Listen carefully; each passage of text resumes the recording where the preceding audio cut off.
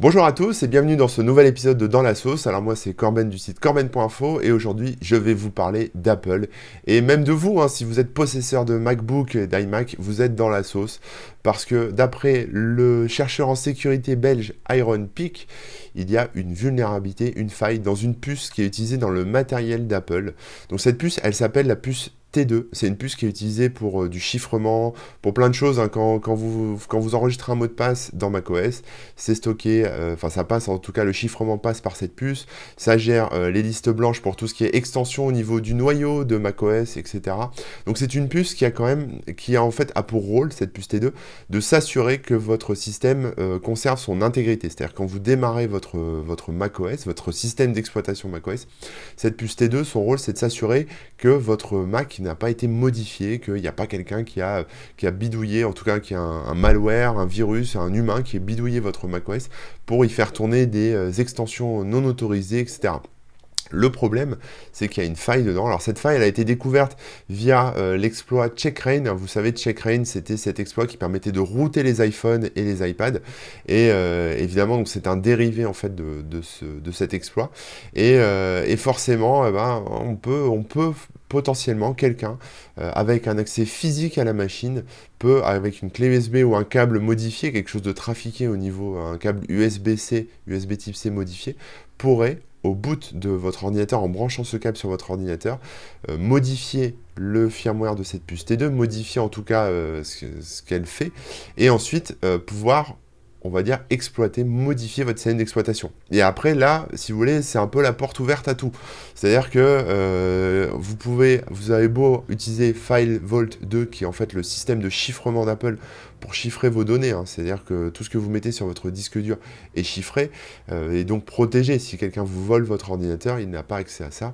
Malheureusement, à cause de cette faille, quelqu'un, en exploitant cette puce T2, cette faille, pourrait mettre en place un keylogger, vous savez, un système d'enregistrement des touches de votre clavier, ou en tout cas mettre en place un système de brute force pour forcer votre mot de passe et ensuite accéder à vos données chiffrées, etc. Donc potentiellement accéder à vos datas. Même chose si vous savez que sur les appareils Apple, on peut bloquer à distance un iMac ou un MacBook, ou bon, un iPhone aussi, mais bon, ça vous le saviez. Mais on peut bloquer à distance un appareil Apple si par exemple vous le faites voler, etc. Et bien là, grâce à ce système, grâce à cette faille, on peut déjouer ce blocage. Donc un MacBook volé qui aurait été bloqué peut être finalement débloqué grâce à cette faille. Donc ça va intéresser tous les revendeurs Le Bon Coin, je pense. Mais en tout cas, voilà, c'est un vrai problème, semble-t-il. Moi, j'ai pas les compétences techniques suffisamment approfondies pour aller vérifier tout ça, mais en tout cas, c'est ce que remontent les chercheurs en sécurité. Évidemment, rassurez-vous, pour exploiter cette vulnérabilité, il faut déjà des bonnes compétences. Il faut aussi avoir un accès physique à la machine. Donc, il faut avoir, on va dire, des moyens de mettre en œuvre cette vulnérabilité. Mais si vous êtes, on va dire, surveillé, espionné peut-être par un État, si vous êtes dans un État un gouvernement, etc., qui potentiellement, je pense à Edward Snowden par exemple, qui a plein de secrets sur son ordinateur, ou en tout cas voilà, plein de choses peut-être, ou d'autres lanceurs d'alerte, etc., qui seraient la cible de services de renseignement, etc., la NSA, et, bon, ce genre de trucs, vous voyez où je veux en venir. Il est tout à fait possible que cette vulnérabilité soit exploitée par ce type de profil d'attaquant pour ensuite avoir accès après à la machine, soit pour lancer des extensions au niveau du noyau qui sont non approuvées par le système. Donc ça peut être un keylogger pour enregistrer tout ce que vous tapez au clavier, mais on peut tout imaginer, on peut tout coder, tout imaginer. Et voilà. Alors après, le problème par rapport à ça, c'est que cette faille a été remontée en 2019 sous une forme de responsible disclosure, donc de divulgation responsable de la vulnérabilité.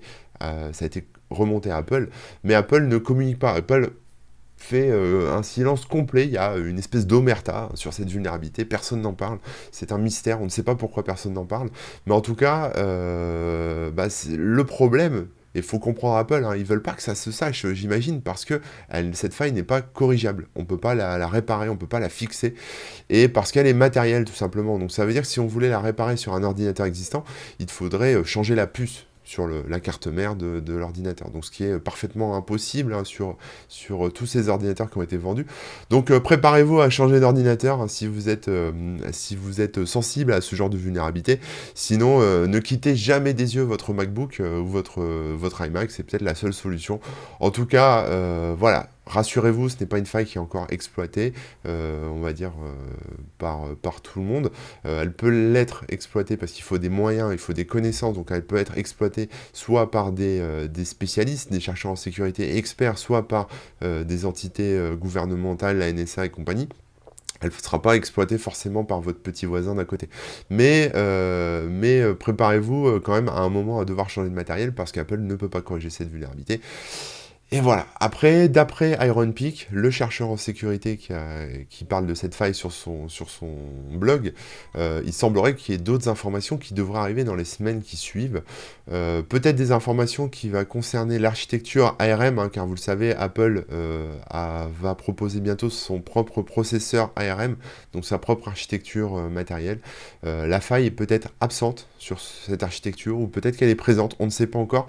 En tout cas, on verra, mais il faudra surveiller ça de près. Pour le moment, Apple, je vais dire, fait le mort là-dessus. Donc, à suivre.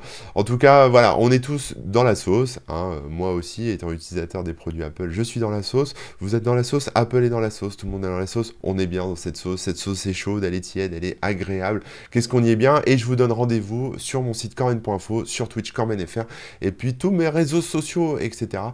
Pour d'autres épisodes de Dans la sauce. Et n'oubliez pas de vous abonner, de mettre des pouces bleus, des petits bisous, des petits cœurs, des petits likes et des petits commentaires, ça me fait toujours plaisir. Et je vous dis à très bientôt. Allez, ciao!